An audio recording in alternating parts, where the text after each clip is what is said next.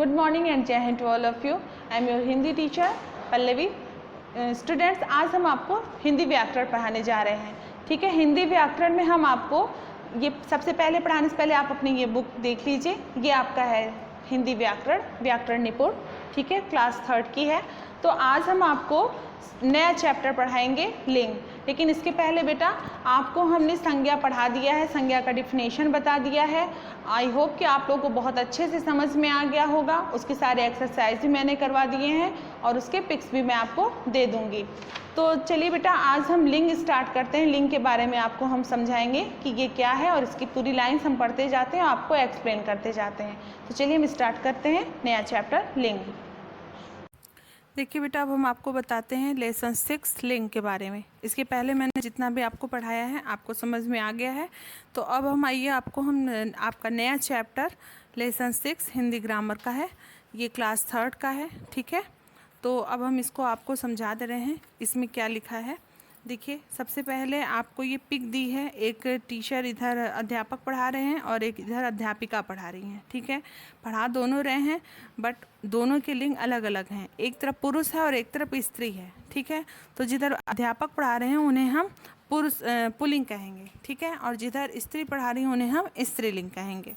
ठीक, वैसे ही देखिए इधर जस्ट नीचे उसके लड़के खेल रहे हैं तो ये पुल्लिंग हुए, और इधर लड़कियां रंगोली बना रही हैं तो ये स्त्रीलिंग हुई. ठीक, तो देखिए इसमें लिखा हुआ है कि ऊपर दिए गए वाक्यों में अध्यापक तथा लड़के पुरुष जाति के हैं, जैसा कि अभी मैंने आपको बताया, तथा अध्यापिका और लड़कियां स्त्री जाति के हैं.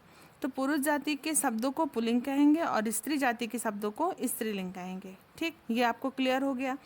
उसके नीचे देखिए आपका परिभाषा दिया है कि शब्द के जिस रूप से यह पता चले कि संज्ञा शब्द पुरुष जाति का है या स्त्री जाति का है उसे लिंग कहते हैं. अब आगे बढ़ते हैं. ये देखिए जस्ट यहाँ पर ऊपर में दिया है कि हिंदी में लिंग के 2 भेद होते हैं, पुल्लिंग स्त्रीलिंग. ठीक, पुल्लिंग ऐसे शब्द जिनसे उनके पुरुष जाति के होने का बोध होता है उन्हें पुल्लिंग कहते हैं. जैसे नाग, मोर, लड़का, लुहार, अध्यापक, आप कुछ भी ले सकते हैं. ठीक, स्त्रीलिंग में है ऐसे शब्द जिनके स्त्री जाति के होने का बोध होता है उसे स्त्रीलिंग कहते हैं. जैसे नागिन, मोरनी, लड़की, लुहारिन, हाँ, या फिर आप हथनी ले लीजिए, गुड़िया, माता, मुर्गी, मालकिन, दादी, बालिका, बहन, गाय, चूहिया, अभिनेत्री, सेठानी, कुछ भी आप लीजिए, स्त्रीलिंग ये सब हुए. फिर ये देखिए आपके नीचे में दिया हुआ है कुछ स्त्रीलिंग है और कुछ पुल्लिंग है ना. साइड में 3 तरफ दिया है ना, पुल्लिंग स्त्रीलिंग, पुल्लिंग स्त्रीलिंग, पुल्लिंग स्त्रीलिंग. तो आपको इसमें से 10 पुल्लिंग और स्त्रीलिंग छांट करके अपने कॉपी में राइट करना है. इसका मतलब कहाँ तक आप इसको काउंट कर लीजिए. 1 2 3 4 5 6 7 8 9 10, यानी लड़का और लड़की जहाँ लिखा हुआ है. ठीक, उसके या फिर हाँ लड़का और लड़की इतना आप, या फिर आप कुछ और भी ले सकते हैं, 12-15 भी ले सकते हैं. आपको ऐसा लगे, या फिर आप जब इसको पढ़ लीजिए पहले पूरा पुल्लिंग स्त्रीलिंग आप पूरा पढ़ लीजिए, आपको ऐसा लगे इसमें से कि आपको कुछ जैसे आप भूल जाएंगे. राजा का रानी तो सबको याद होता है, अध्यापक अध्यापिका, ठीक, लेकिन विद्वान विदुषी ये आप भूल जाएंगे. अगर कॉपी में लिखे रहेंगे तो आपको लर्न रहेगा, है ना बेटा. तो कुछ इसमें जो टफ वर्ड हैं, ऐसे कुछ टफ वर्ड जो आपको याद नहीं रहता, आप भूल जाते हैं. जैसे कवि का कवित्री है ना, अभिनेता का अभिनेत्री है, ऊँट उठनी, ये सब तो सब लोग कर लेगा. लेकिन बेटा ऐसे कुछ वर्ड हैं जैसे कि आप अगर भूल सकते हैं तो आप ऐसे 10 वर्ड इसमें से अपनी कॉपी में आप राइट कर लीजिएगा. ठीक है, फिर देखिए आगे हम बढ़ते हैं. यहाँ पर लिखा है हमने सीखा. शब्द के जिस रूप से यह पता चले कि संज्ञा शब्द पुरुष जाति का स्त्री जाति का उसे लिंग कहते हैं. ये आपको मैंने पहले बता दिया. ठीक है, ये यहाँ पर आप अपनी कॉपी में लिख सकते हैं. मैं इसके आपको पिक भेज चुकी हूँ, आप इसको अपनी कॉपी में उतार लीजिएगा. ठीक है, फिर देखिए बेटा जस्ट उसके नीचे आपका ये परिभाषा है. लिंग की परिभाषा, स्त्रीलिंग और पुल्लिंग शब्द की पहचान, किन्हीं 5 स्त्रीलिंग शब्दों के नाम बताइए. तो मैंने इस तरह से नहीं, मैंने आपको पूरे अच्छे से लिखवा दिया है, आप उसी को याद करिएगा. ठीक है, फिर उसके नीचे दिया है कि सही उत्तर के सामने सही का निशान लगाओ. लिंग किसे कहते हैं, अगर आपको लर्न हो गया तो आप आराम से बता सकते हैं. जब आप ये पढ़ लेंगे आपको समझ में आ जाएगा कि जिससे हमें स्त्री या पुरुष जाति का पता चलता है उसे हम लिंग कहते हैं, है ना. तो आप निशान यहाँ पहले पे लगा दीजिएगा. दूसरा है लिंग के भेद. कितने होते हैं? 2 3 4 5, 2 पे लगा दीजिएगा। ठीक, फिर देखिए स्त्रीलिंग शब्द है कवि, विदुषी, सम्राट, चूहा। तो अगर आप पढ़ के याद कर लेंगे तो आपको समझ में आ जाएगा कि विदुषी आपका स्त्रीलिंग है। ठीक, पुल्लिंग शब्द क्या है? शेरनी, अभिनेत्री, मोरनी, हाथी। अगर आप याद किए होंगे तो आपको पता होगा कि मोरनी स्त्रीलिंग है, शेरनी भी स्त्री है, अभिनेत्री भी स्त्री है, लेकिन हाथी पुल्लिंग है। तो आप पुल्लिंग पे निशान लगा देंगे। ठीक, फिर है नीचे दिए गए चित्रों के स्त्रीलिंग शब्द बनाइए। जैसे यहाँ अध्यापक है तो आप उसके जस्ट नीचे लिखेंगे अध्यापिका। फिर यहाँ क्या है? शेर, शेर के नीचे क्या लिखेंगे? शेरनी। मोर है, मोरनी।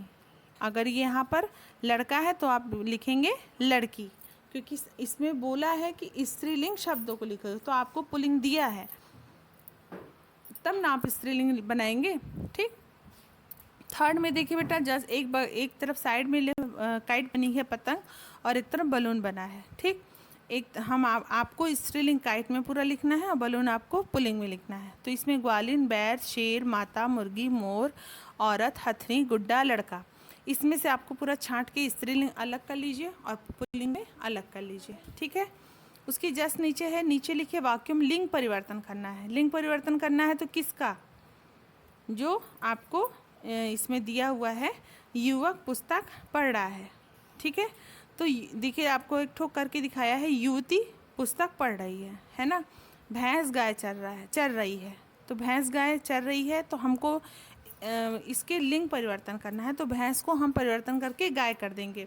यहाँ पर देखिए बेटा थोड़ा सा गाय हमने यहाँ पर बना दिया है, गलत लिखा था, तो उसको आप समझ लीजिए कि मैं आपको बता दी हूँ यहाँ पर गाय। ठीक, गाय घास चर रही है। चाचा जी कल आएंगे, चाची जी कल आएंगी। मोर नाच रहा है, मोरनी नाच रही है। कवि कविता सुना रहा है, कवित्री कविता सुना रही है। ठीक है बेटा, इतना आपको समझ में आ गया। अब आगे बढ़िए। यहाँ पर देखिए अपनी कक्षा की इन वस्तुओं के आगे उनका लिंग लिखिए। चौक क्या है? कुर्सी, पुस्तक, डस्टर, मेज, pen, blackboard, chart, pencil. तो मैंने और आप इसको उतार लीजिएगा। ठीक है बेटा, फिर क्या है? आप इस भूल भुलैया, ये तो आपके ऐसे ही इंटरटेनमेंट के लिए दिया हुआ है, आप खाली समय में इसको आप पहुंचा सकते हैं। भूल भुलैया को पार करके उपहार ले सकते हैं यदि स्त्रीलिंग सहारे शब्दों के सहारे रास्ता ढूंढे। तो आप इस ऐसे ही आपके पास जो भी खाली टाइम है, आपको थोड़ा सा पढ़ने से मन उब गया है और आपको थोड़ा सा अपना टाइम मन चेंज करना है, तो आप ये काम कर सकते हो। ठीक है, आप बैठ करके इसमें आपको माइंड से काम करना है, इसको धीरे धीरे करके इस गिफ्ट के पास पहुंचा दीजिए, पेंसिल से, पेन से नहीं। ओके, तो आपकी ये चैप्टर अब फिनिश हो गया बेटा। और आपको अगर इसमें से कोई भी क्वेश्चन पूछना है या कुछ नहीं समझ में आ रहा है तो आप मुझसे पूछ लीजिएगा। वैसे बहुत अच्छे से मैंने एक्सप्लेन किया है कि बहुत आपको समझ में आ गया होगा, मुझे ऐसा लगता है।